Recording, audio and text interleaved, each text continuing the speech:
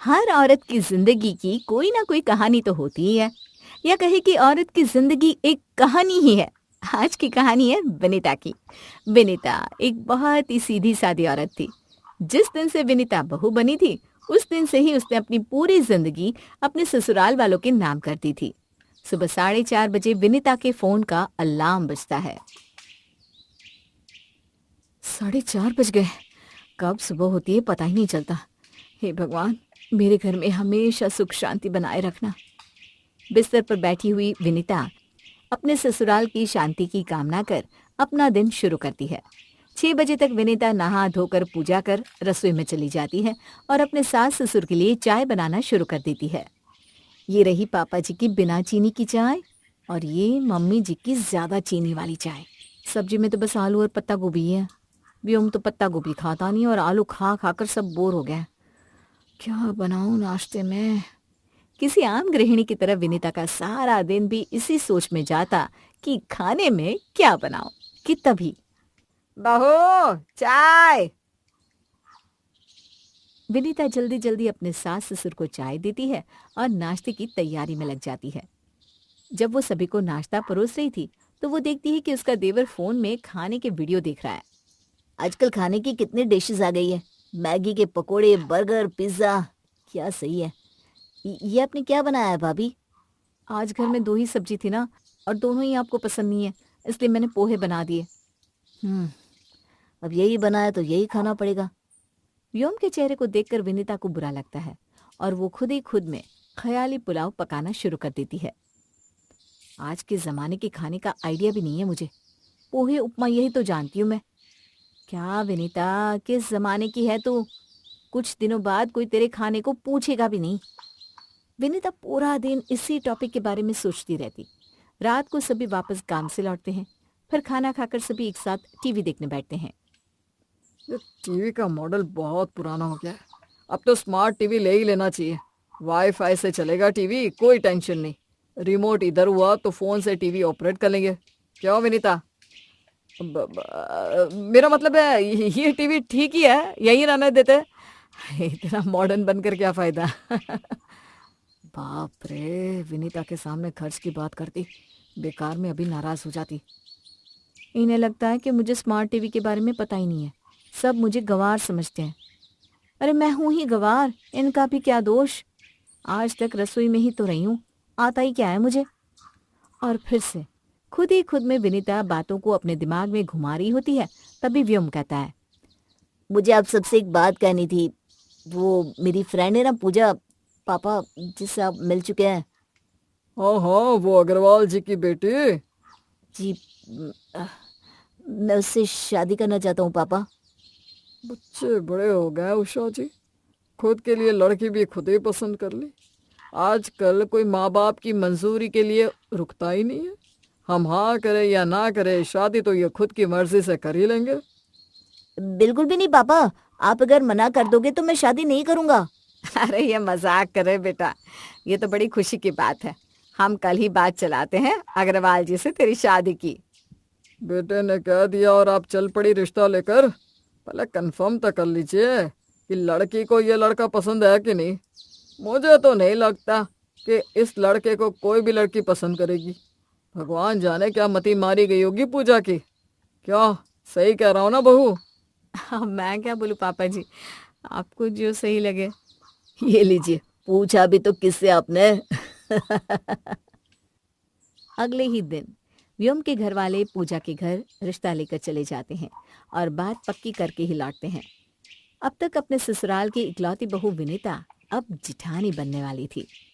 अब मिलोगे ना भाभी पूजा से तो बहुत खुश हो जाओगी। इतनी टैलेंटेड लड़की है भाभी, क्या बताऊं। मुझसे भी ज्यादा सैलरी है उसकी। सबने कहा था देख लेना तुझे छोड़ देगी बाद में। पर देखो, उसने पैसे के ऊपर प्यार को रखा। अच्छा, मेरी होने वाली देवरानी जी ऑफिस भी जाती है? सिर्फ ऑफिस नहीं जाती भाभी, घर का काम भी आता है। हर चीज में एक नंबर है, कहो तो बिल्कुल परफेक्ट। देवर जी कितने खुश हैं पूजा की नौकरी को लेकर। सही बात है, कौन ही नहीं चाहेगा कि उसकी बीवी कमाए। सत्यम जी भी तो सोचते होंगे कि काश मैं भी कमाती, पर मैं तो यहाँ एक पैसा भी नहीं लाती, किसी काम की ही नहीं हूं मैं। और धीरे धीरे इन चीज़ों को ही विनीता अपने दिल में भरती जाती है और धीरे धीरे उसे इन्फीरियोरिटी कॉम्प्लेक्स हो जाता है। वो खुद का वजूद खोने लगती है। कुछ दिनों बाद व्योम और पूजा की सगाई हो जाती है। एक रोज अपने कमरे में व्योम पूजा से बात कर रहा था और इत्तेफाक से उसी वक्त विनीता व्योम के कमरे से बाहर से गुजर रही थी। अरे नहीं पूजा, भाभी को कहाँ बाहर लेकर जाएंगे, उन्हें कहाँ समझ में आती है ये चीजें। बस बहुत हो गया विनीता, अब तुझे खुद को बदलना ही पड़ेगा, वरना एक एक कर तू सबसे अलग होती जाएगी। और 1 महीने बाद पूजा दुल्हन बनकर अपने ससुराल आ जाती है। एक अच्छी बहू की तरह पूजा अपनी पहली रसोई की तैयारी करने किचन में जाती है। भाभी घर में मेयोनीज होगी क्या? मैंने पूरे किचन में ढूंढा पर मुझे कहीं नहीं मिली। मेयोनीज क्या चीज़ होती है पूजा? मैंने तो ऐसा कभी कुछ इस्तेमाल नहीं किया रसोई में। अनियन गार्लिक पेस्ट भी नहीं है क्या? अच्छा कोई बात नहीं भाभी, मैं अभी मंगवा लेती हूँ, आप टेंशन मत लीजिए, आप आराम से बैठिए, आज का खाना मैं बनाऊंगी। बहुत दिन काम कर लिया आपने, अब आप कुछ दिन छुट्टी ले लीजिए और आराम से अपनी देवरानी के हाथों के बने खाने को खाइए और आनंद उठाइए। कुछ देर बाद पूजा सभी के लिए खाना तैयार कर बाहर टेबल पर लगाती है। अरे लगता है बहू तूने पूरा का पूरा रेस्टोरेंट ही टेबल पर ला कर रख दिया।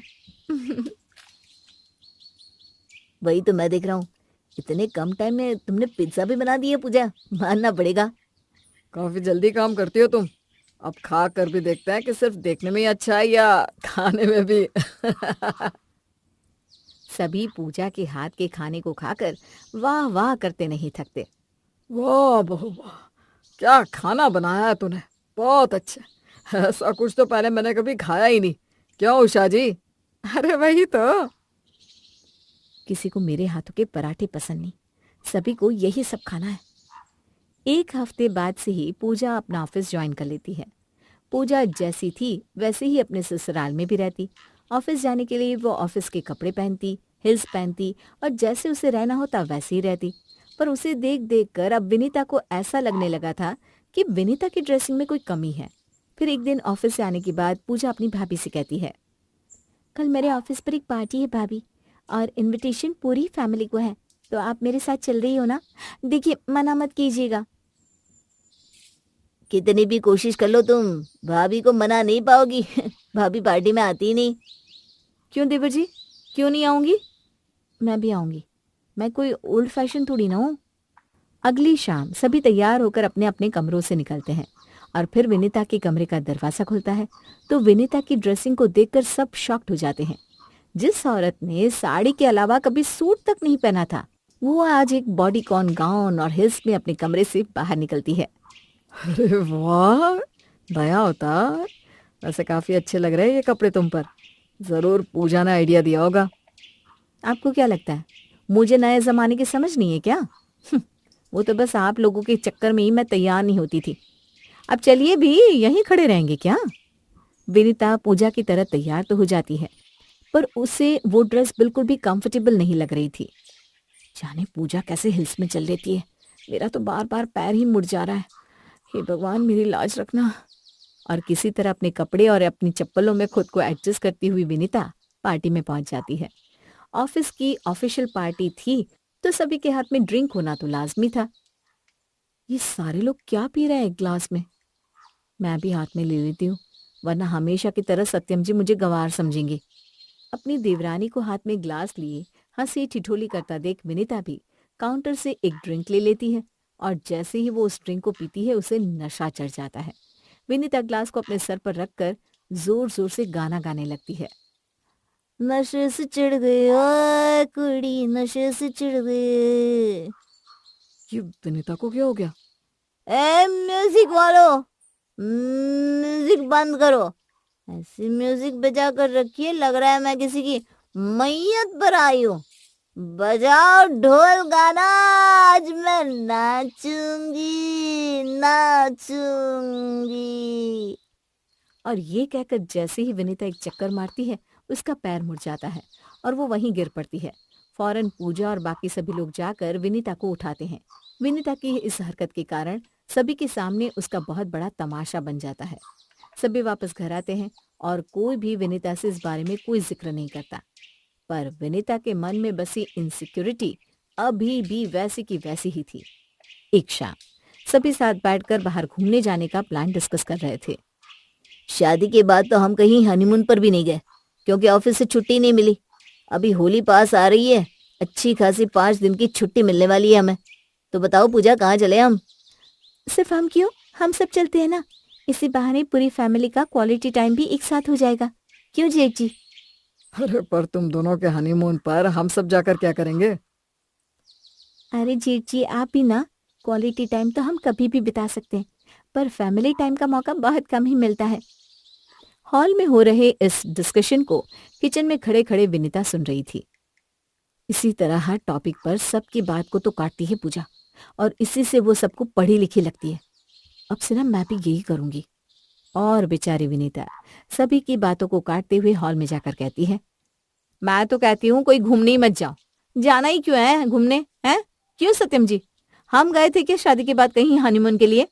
घर पर कमरा तो पड़ा है, और अगर बाहर जाना है तो चलो शाम को सब एक साथ जाकर गोलगप्पे खा कर आते हैं। अपनी बड़ी बहू की ऐसी बातें सुनकर श्याम की तो नजरें झुक जाती है, और वो उठकर हॉल से अपने कमरे में चला जाता है। अब बहू, मैं भी कमरे में जाती हूँ, तू मेरे लिए चाय पहुंचा दे। अरे, मैंने कुछ गलत कहा क्या? पापा जी मम्मी जी उठकर कमरे में क्यों चले गए? खैर, तो मैं क्या कह रही थी सत्यम जी, देखो तुम और व्योम इस टॉपिक को यहीं छोड़ दो। विनीता के मन में इन्फीरियरिटी की भावना इतनी बढ़ चुकी थी कि अब वो पहले जैसे बिल्कुल भी नहीं रही थी। वो हर चीज में देवरानी की कॉपी करना शुरू कर देती है। एक सुबह मेरे ऑफिस के कुछ कलीग्स व्योम की शादी में नहीं आ पाए थे। कई दिनों से वो मुझसे पार्टी मांग रहे थे, तो इस बार मैंने उन्हें हाँ कर दी है। इसलिए वो आज हमारे घर आने वाले हैं। तो तुम संभाल लेना विनीता। आप क्यों टेंशन लेते हैं, मैं हूं ना, मैं सब देख लूंगी। इतना सब भाभी आप अकेले कैसे कर पाओगी? मैं भी ऑफिस से छुट्टी ले लूं क्या? दोनों मिलकर खाना बना लेंगे। अरे कोई जरूरत नहीं पूजा, तुम आराम से ऑफिस जाओ, मैं सब कुछ खुद ही कर लूंगी। और सभी के ऑफिस निकलते ही विनीता यूट्यूब पर चाइनीज, इटालियन और मैक्सिकन खाने की रेसिपी देखना शुरू कर देती है। ऐसे ऐसे नए जमाने के खाने बनाऊंगी कि सभी खाते रह जाएंगे। फिर मेरी भी इज्जत वैसी होगी जैसी हमारी पूजा जी की है। आज के पहले विनीता ने कभी भी इंडियन स्टाइल के फूड के अलावा और कोई खाना नहीं बनाया था, पर वो किसी तरह यूट्यूब से देखकर कुछ न कुछ बना ही लेती है। रात को जब मेहमानों के आने का वक्त होता है तो विनीता टेबल पर खाने को डेकोरेट करके लगा देती है। कुछ देर बाद सभी वहां पहुंचते हैं। अरे वाह भाभी, हमारे आने के पहले ही खाना लग गया। मानना पड़ेगा भाभी आपकी सदा को। सत्यम ने कई बार मुझसे कहा कि वो मुझे 5 स्टार में पार्टी देगा, पर मुझे तो आपके ही हाथों का खाना खाना था। खुशी से सत्यम के सारे दोस्त टेबल पर रखे खाने से प्लेट हटाते हैं। चाइनीज? इटालियन भी है, अच्छा है। कोई कुछ नहीं कहता। सब धीरे धीरे कर अपने प्लेट में परोसे गए खाने को खा लेते हैं। सभी को खाना खाता देख विनीता बहुत खुश हो जाती है। बिल्कुल आप लोगों की पसंद का खाना बनाया है ना मैंने। इतना ही नहीं, फ्रीज में आइसक्रीम भी है, अभी लेकर आती हूँ। और जैसे ही वो रसोई में आइसक्रीम लाने जाती है, पीयूष बोल पड़ता है, पराठे मिल जाते ना भाई तो मजा आ जाता। मुझे तो भाभी के हाथ के वो पराठे और दही ही पसंद है। ये चाइनीज वाइनीज तो 24 घंटे खाते हैं हम। हर बार खाने के बाद भाभी रबड़ी देती थी, और आज आइसक्रीम। ये मैदे का खाना ना कभी कभी अच्छा लगता है, हर वक्त नहीं। पर पता नहीं आजकल भाभी को क्या हो गया है, वो बिल्कुल भी पहले जैसी नहीं रही। कोई तो बात है। पूजा को कहीं ना कहीं अंदाजा हो जाता है कि उसकी भाभी की हरकतों के बदलने का कोई ना कोई गहरा कारण है। हमेशा की तरह सुबह 4:30 बजे उठकर भगवान से अपने ससुराल की शांति मांगने वाली विनीता आज कुछ अलग ही करती है। सुबह हो गई है, पहले यूट्यूब चेक करती हूँ कि सुबह सुबह क्या करने से लोग आपको भाव देने लगे। गूगल, ऐसा क्या करे कि लोग आपको भाव दे? सुबह का टाइम ही लोगों को अपनी तरफ खींचने के लिए सबसे बेस्ट होता है। उठने के बाद ऐसे रंग बिरंगे कपड़े पहने कि लोगों की सीधी नजर आप पर ही पड़े। रंग बिरंगे कपड़े? अच्छा। बेचारी भोली भाली विनीता नहा धोकर ऊपर गुलाबी रंग का कुर्ता और नीचे पीले रंग का पजामा पहन लेती है। ऐसे तो किसी की भी नजर मुझ पर ही पड़ेगी, पर कुछ तो कमी लग रही है। यूट्यूब पर देखती हूँ। विनीता यूट्यूब खोलती है कि सामने एक रील प्ले होती है। शुक्र लोगों को आपकी तरफ एकत्रित करता है और उसके लिए आपको ज्यादा से ज्यादा खुशबूदार परफ्यूम लगाना चाहिए। बहुत सारा परफ्यूम, हाँ, ये सही रहेगा। अपने पति के कपबोर्ड से विनीता परफ्यूम की बोतल निकालती है और पूरी की पूरी परफ्यूम की बोतल खुद पर छिड़क कर जैसे ही विनीता कमरे से बाहर हॉल में आती है, सभी उसकी शक्ल देखते रह जाते हैं। मुझे लग ही रहा था तेरे दिमाग में कुछ तो खिचड़ी पक रही है, पर यह नहीं पता था कि वो खिचड़ी अब तक पक रही है। अरे क्या हो गया है बहू तुझे? इतने अतरंगी हरकतें क्यों करने लगी है तू? ये सब क्या है विनीता? ये कैसे जोकर जैसे भड़कीले कपड़े पहन लिए तुमने? यूट्यूब से सीखा मैंने कि ऐसे कपड़े पहनने से ना लोग आपको पसंद करते हैं। पहले तो मैं साड़ी पहनती थी तो कभी किसी ने मेरी तारीफ नहीं की, और पूजा मॉडर्न कपड़े पहनती है तो सभी उसकी तारीफ करते हैं। भाभी, जरा यहाँ तो आइए कमरे में, मुझे आपसे कुछ बात करनी है। पूजा अपनी भाभी के साथ कमरे में जाती है। हम सब आपको बहुत पसंद करते हैं भाभी, वैसी ही जैसी आप हो, चाहे आप कुछ भी करो, कैसे भी कपड़े पहनो, पर वही तो आपकी पहचान थी ना। साड़ी पहनना, सीधा बोलना, देसी खाना खाना, वही तो विनीता थी। पर आपको ऐसा लगने लगा कि आप कहीं फिट नहीं हो रही, पर ऐसा नहीं है। परिवार में फिट थोड़ी ना हुआ जाता है। परिवार तो अलग अलग लोगों के मिश्रण से बनता है। जैसे मिक्स वेजिटेबल में अब आलू और गाजर अलग है तो अलग ही रहेंगे ना। मेरे हाथों का बनाया चाइनीज सबको पसंद आता है क्योंकि मैं महीने में बस एक बार कुक करती हूँ, और आप रोज रोज अगर चाइनीज बनाने लगेंगी तो कोई खाना नहीं खाएगा। आपको क्या लगता है हील्स पहनने से कोई आपको पसंद करने लगेगा? बिल्कुल गलत। अगर ऑफिस में फॉर्मल्स कंपलसरी ना होते ना तो मैं तो आपकी तरह चप्पल ही पहनती। और आपकी ये साड़ी कितनी अच्छी लगती है आप पर। और आपको किसी टॉपिक में बोलना पसंद है तो बोलिए ना, नहीं पसंद तो मत बोलिए। आपको किसी की तरफ बनकर जबरदस्ती कुछ बोलने की जरूरत नहीं है, वरना ना आप सब कुछ मैस कर दोगी भाभी, जैसे अब हो चुका है। अपनी इज्जत अपने हाथ में है। अगर हम किसी और के जैसे बनने की कोशिश करते हैं ना तो अपना वजूद ही खो बैठते हैं। अपनी देवरानी की बातों को सुनकर विनीता सब कुछ समझ जाती है और फूट फूट कर रोती हुई उसके गले लग जाती है। कुछ देर बाद विनीता फिर से साड़ी पहनकर अपने असली रूप में सभी के सामने आ जाती है। पोहे बनाने जा रही हूँ मैं, जिसे नहीं खाना वो बाहर कैंटीन में खा सकता है। ये हुई ना मेरी बीवी वाली बात।